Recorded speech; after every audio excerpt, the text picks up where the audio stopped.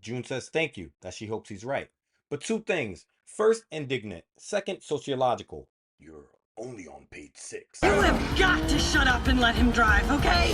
Thank you, Julie. First thing, as I said before when Daisy blew up at Alex in issue 2 for not wanting to offset someone else's wish by using his own, it is kind of ridiculous to me that people feel entitled to Alex's wish. Should he help when asked? Debatable. But ultimately, it's his wish and his choice to make. We've seen all types of wishes for good or ill. The people who were impulsive or so sure what they wanted that they wished for their world their way immediately. For anyone to try to order those people who still have a wish around because they don't have one anymore, in the case of Daisy, or can have one, in the case of being a remnant like June, reeks of privilege. We've got the world burning. We've got conflict theories from Ludwig Gumplevich to Alan Sears smashing against each other at insane, it's comic book, let it go levels. The people who had the self-control not to jump out of the window with wishes shouldn't be applauded, but shouldn't be badgered either. Everyone had the same wish after all. Leading me into the second thing. Just punch it, man. Just punch it, go! Everybody's got a wish. This world should be equalized. But isn't. What people know, what people currently have, who people are currently with, people's forethought, who people are, their strategies, their access to safety, all affect their wishes. We've seen people die because wishes were cast before they ever got a chance to cast their own wishes, while others have become indestructible. So there's really no equality amongst wishes. How does this relate to sociology? I'm glad you asked. No one asked. Shut it, you! Let's talk about the myth of meritocracy and the American dream. Yo, man, what the fuck are you doing? Get it out the way. We hold this truth to be self-evident that all men are created equal. That's the Declaration of Independence, 1776.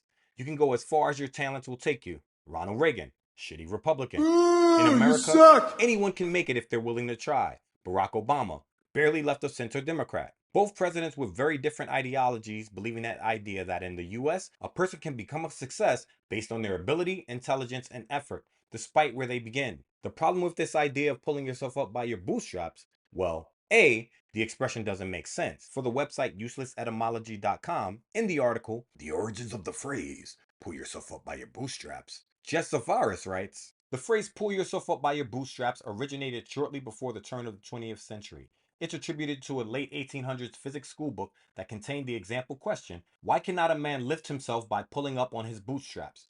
So when it became a colloquial phrase referring to socioeconomic advancement shortly thereafter, it was meant to be sarcastic or to suggest that it was an impossible accomplishment.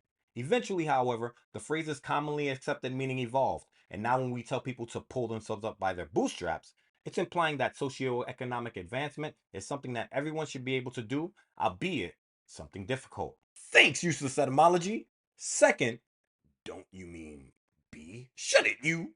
B, the myth of meritocracy has been being picked apart since at least, according to my research, 1958 when Michael Young, a British politician and sociologist who wrote The Rise of the Meritocracy, who coined the phrase meritocracy. Quoted from Wikipedia. Meritocracy is the political philosophy in which political influence and power is concentrated in those with merit, according to the intellectual talent and achievement of the individual. The word is formed by combining the Latin root merio and ancient Greek suffix cruci. In his essay, Michael Young describes and ridicules such a society, the selective education system that was the tripartite system, and the philosophy in general. Michael Young is widely credited with coining the term meritocracy in the essay, but it was first used pejoratively by sociologist Alan Fox in 1956. The word was adopted into the English language without the negative connotations that Young intended it to have and was embraced by supporters of the philosophy. Young expresses disappointment in the embrace of this word and philosophy by the Labour Party under Tony Blair in The Guardian in an article in 2001 where he states, "It is good sense to appoint individual people to jobs on their merit. It is the opposite when those who are judged to have merit of a particular kind harden into a new social class without room in it for others." Thanks, Wikipedia! That last part points out one of the problems with the meritocracy, the idea that meritocracy can lead to exclusion of the greater populace. For example, according to the website Legistorm, 47 of the 100 members of the US Senate as of right now are lawyers. 137 of the 435 voting members of the House of Representatives are lawyers. That's 34 to 35% of Congress as a whole. But are 34 to 35% of Americans lawyers? This stratification surely limits perspective and empathy for the average working class citizen, and I'd argue we're underrepresented in a house that literally says it speaks for us in its name. One more point. You better fucking win, that's all I know. You better win.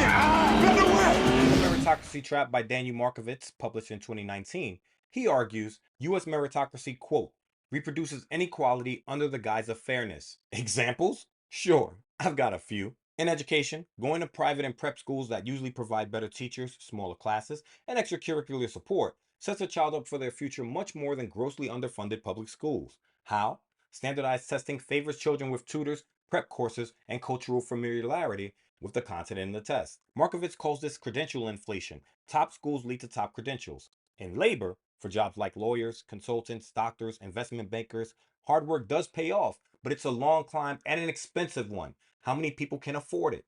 Even internships, a good way to get your foot into the door, can be exclusionary because few young people can afford the often low paying or no paying internships that leads to said high status, high paying jobs. And social capital? The soft skills like etiquette, speech, and how one is supposed to act in these settings reinforces who gets promoted. Markovitz argues that family wealth is the invisible lever of meritocracy. Put simply, he says, meritocracy's promise of equality, the theory that anyone can succeed simply by excelling because meritocratic universities admit students based on academic achievement and employers hire workers based on skill, proves false in practice. All that to say, everyone had a wish in 8 Billion Genies, but we're saying that who the individual is and their understanding of the moment absolutely played a part in the wishes cast so far. Will, clearly a man who we see prepares for everything, made his wish for the protection of himself and the people around him. Wang made his wish with foresight, thinking of his family. Robbie, probably influenced by seeing both Wang and Will, made a similar one. All are now equipped for the new society they're living in, but we saw wasted wishes all over it. Daisy didn't see Will's wish and wasted hers. The woman at the bar Wang went to last issue wished for golds and jewels. Wasted hers. Almost every government except New Zealand, always pretty chill, wished for the same thing, to be number one in the world. Wasted theirs. And countless other people wasted their wishes and more, killed millions of people in the process. And the people who haven't used their wishes yet, they're in a privileged position not to have to.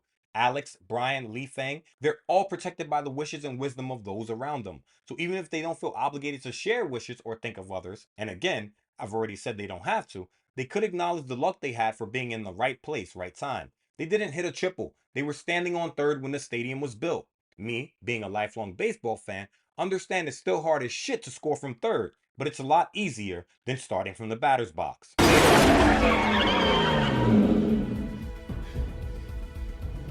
Now that's how you supposed to drive. From now on, that's how you drive. That was a preview of bonus episode 9 of season 3, titled The Crucible of Want. If you'd like to hear the whole thing, please sign up at patreon.com/HSPP as a Keykeeper or High Council member. Hope to hear from you soon. I'm out of here.